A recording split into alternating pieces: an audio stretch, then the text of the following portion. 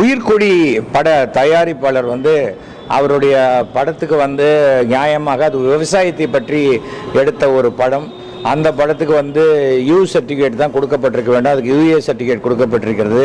அதே சமயத்தில் நான் ரிவைசிங் கமிட்டிக்கு அப்ளை பண்ணி 25 நாள் ஆச்சு. எனக்கு இன்னும் படத்தை லோட் பண்ணி கூட அந்த ஆர்சி பார்க்கல. அப்படிங்கிற முறையில் இந்தியாவினுடைய திரைப்பட தணிக்கை குழுவினுடைய போர்டு மெம்பருங்கிற முறையில் என்கிட்ட ஒரு கம்ப்ளைண்ட் பண்ணாங்க. அந்த கம்ப்ளைண்ட்டை நான் நேற்று பாம்பேயில் உள்ள உயர் அதிகாரிக்கு நான் அதை தெரியப்படுத்தினேன். இன்றைக்கி காலத்தால் தமிழ் திரைப்பட தயாரிப்பாளர்கள்லாம் இங்கே நம்முடைய சென்சார் சர்டிஃபிகேஷன் ஆஃபீஸில் இந்த அதிகாரி திரு மதியழகன் அவர்களை இங்கே சந்திக்கிறதுக்காக வரோம் நாங்கள். ஸோ போர்டு மெம்பருங்கிற முறையில் நீங்களும் வரணும், எங்களுடைய சில சந்தேகங்களுக்கு நீங்கள் விளக்கம் கொடுக்கணும்னு சொன்னாங்க. ஸோ நான் வந்தேன். ஆனால் இன்று திரு மதியழகன் இங்கே ஆஃபீஸில் இல்லாத ஒரு காரணத்தினால அவர்களுடைய என்ன குறைகளோ கேட்டுக்கிட்டேன். நேற்றுக்கு என்கிட்ட ஃபோனில் சொன்ன அதே குறைகள் தான். ஒரு படம் யூ அல்லது யூஏ கொடுக்கப்பட்டால் அதை மேல்முறையீடு செய்து உங்களுக்கு என்ன சர்டிஃபிகேட் உண்டோ அதை செய்ய முடியும். ஆனால் ஜென்ரலான ஒரு சிஸ்டம் இருக்குது, கியூ சிஸ்டம்னு ஒன்று இருக்குது. இது அஃபிஷியலாக சென்சாருக்கு நீங்கள் அப்ளை பண்ணும்போதே அது நெட்டில் தான் அப்ளை பண்ணணும். அந்த கியூ சிஸ்டத்தை மீறக்கூடாது போன்ற சில விஷயங்கள்லாம் இருக்கிறது. ஸோ தயாரிப்பாளருடைய குறைகள்லாம் கேட்டுக்கிட்டேன்.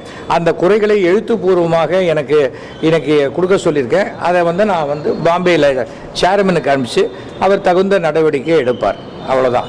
இது சென்சார் என்பது எல்லாருக்கும் பொதுவான ஒரு விஷயம். இப்போ நாளுக்கு நாள் சென்சார் பிரச்சனைகள் கோர்ட்டுக்கு அதிகமாக போகக்கூடிய சூழ்நிலை வருது. இது வராமல் இருப்பது நன்றாக இருக்கும் என்பது என்னுடைய கருத்து. நான் விவசாயத்தை மையமாக வைத்து இந்த படத்தை தயார் செய்த முடிவு செய்தேன். என் முதல் தயாரிப்பில் தண்ணீரை விவசாயத்தையும் மையமாக வைத்து இந்த படத்தை தயார் செய்துள்ளேன். இந்த படத்தை திரு மதியழகன் ஆரோ படத்தை பார்த்துவிட்டு இந்த படம் விவசாயம் சார்ந்ததாக இருக்கின்றது, அதனால் இந்த படத்தை குழந்தைகள் பேரண்ட்ஸ் கைடனோட தான் இந்த படத்தை பார்க்கணும் அப்படின்னு சொல்லி இதை யூஏ சர்டிஃபிகேட் படத்துக்கு அறிவித்தார். இந்த எவ்வளவோ மன்றாடியும் இந்த படத்துக்கு அவர் என்னை ஆர்சி அப்ளை பண்ணுற அளவுக்கு நிலைமையை உருவாக்கி விட்டார். அந்த ஆர்சிக்கும் அப்ளை பண்ணி ஒரு 25 நாட்கள் ஆகுது. அந்த 25 நாட்களாயும் படத்தை இதுவரை பார்க்கவில்லை. படத்தை லோடு செய்ய சொல்லியும் ஒரு 9 நாள் கிட்ட ஆகுது. அந்த படத்தை பார்த்து நேற்றைய நாங்கள் கேட்கும்போது இந்த படத்தை எப்போ சார் படம் பார்ப்பீங்க, பார்த்துட்டு எங்களுக்கு சர்டிஃபிகேட் எப்போ அறிவிப்பீங்கன்னு சொல்லும்போது இந்த படத்தை நான் மெசேஜ் அனுப்பும் வரை நீங்கள் காத்திருக்க வேண்டும் அப்படின்றார். எத்தனை நாள் சார், என்னைக்கு பார்ப்பீங்கன்ட்டு ஏதாவது ஒரு உங்களுடைய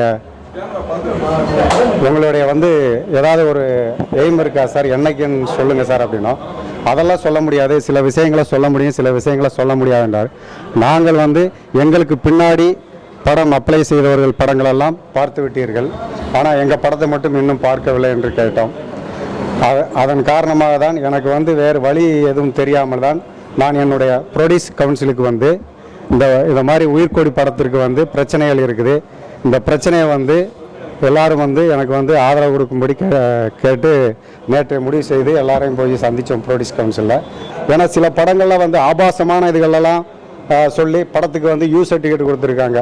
நான் படத்தின் பெயர்களை குறிப்பிட்டு சொல்ல விரும்பவில்லை. அந்த மாதிரி இருக்கும்போது என்ன மாதிரி முதல்ல படம் சின்ன படங்கள் முதல் ப்ரொடியூசர்களுக்கு இந்த மாதிரி சென்சார் போர்டில் இதை மாதிரி பண்ணினா என்ன மாதிரி வளர்ந்து யாராவது படம் எடுக்கணும்னு நினைக்கிறவங்க கூட படம் எடுக்க முன் வர மாட்டார்கள். அதுக்கு ப்ரொடியூஸ் கவுன்சில் எல்லாமே எனக்கு சப்போர்ட்டாக இருக்கணும் அப்படின்ட்டு உங்களை பணிவுடன் கேட்டுக்கொள்கிறேன். இந்த உயிர்கொடி படத்தோட இயக்குனர் பேசுகிறேன். உண்மையிலே இந்த படத்தை நான் டைரக்ட் பண்ணி முடித்து சென்சாருக்கு அனுப்பிட்டு ரொம்ப ஹாப்பியாக இருந்தேன். என்ன காரணம்னா ஒரு தரமான படத்தை எடுத்திருக்கோம். அந்த தரமான படத்தை பார்த்தா சென்சார் அதிகாரிகளே கைத்தட்டி பாராட்டுவாங்க அப்படின்னு நான் எக்ஸ்பெக்ட் பண்ணேன். ஆனால் இங்கே நடந்தது பார்த்தீங்கன்னா அதோட ஹைலைட்டான விஷயங்கள்லாம் நடந்துருச்சு.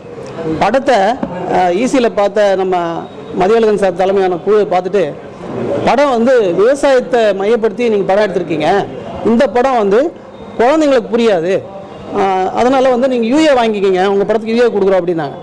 நாங்கள் ரொம்ப ஷாக் ஆகிட்டோம்.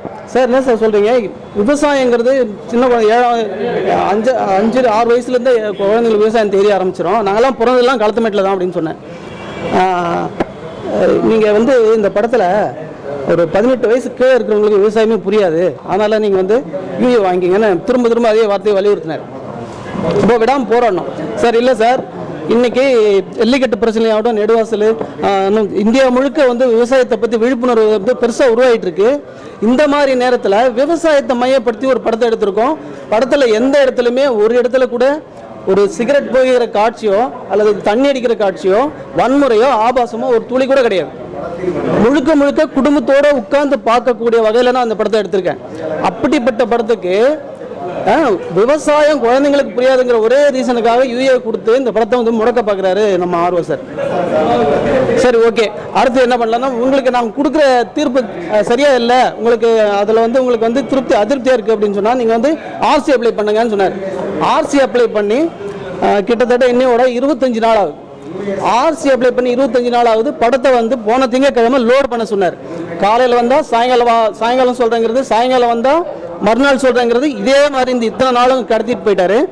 கடைசியில் நேற்று, அதாவது படத்தை லோடு பண்ணி 8 நாள் ஆன பிறகு நேற்று காலையில் வந்து கேட்டதுக்கு என்னுடைய மெசேஜ் வரவில்லை, நீங்கள் காத்திருக்கணும் அப்படின்னு சொன்னார். சார் எப்போ சார் சொல்லுவீங்க? இந்த படத்தை வந்து போன வாரம் ரிலீஸ் தேதி நாங்கள் அறிவிச்சிருந்தோம், இதுக்காக நாங்கள் வந்து பணம் இன்வெஸ்ட் பண்ணியிருக்கோம், விளம்பரத்தை கொடுத்துருக்கோம், போஸ்டர்ஸ் அடித்து ஊரெல்லாம் ஒட்டியிருக்கோம், இப்போ படம் வந்து தள்ளி போச்சுன்னா எங்களுக்கு ஏகப்பட்ட லாஸ் ஆகும் சார்னு கேட்டதுக்கு, உங்கள் பிரச்சனை உங்களுக்குங்க, என் பிரச்சனை எனக்கு, நீங்கள் வந்து உங்கள் பிரச்சனையை மட்டும் என்கிட்ட சொல்கிறீங்க, என் பிரச்சனையெல்லாம் உங்கள்கிட்ட நான் சொல்ல முடியாது.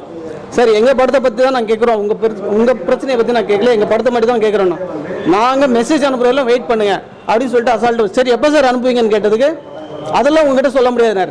ஏன் படத்தை பற்றி நான் கேட்குறேன், எனக்கு அந்த தகவலை சொல்ல மாட்டார்னா அப்போ வேற யாருக்கு இந்த விஷயத்தை சொல்லுவாருன்னு எனக்கு தெரியல.